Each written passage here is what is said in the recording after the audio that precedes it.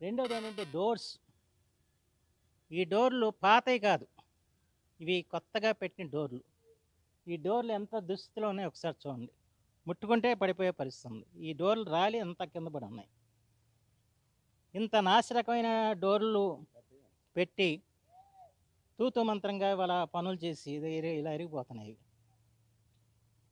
అంటే ఎంత అవినీతి దీంట్లో ఉందో ఒకసారి ఆలోచించేయండి.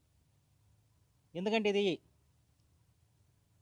దాదాపు 72,000 ఎకరాలు ఈ దివిసీమ రైతాంగానికి సాగునీరు అందించే పథకం ఇది. ఈ యాక్యుడేట్ని సంరక్షించాల్సిన బాధ్యత ప్రభుత్వానికి. ఈ విధంగా సంరక్షిస్తున్నారు. చూడండి డోర్లు ఎట్టా ఊడి పడుతున్నాయో.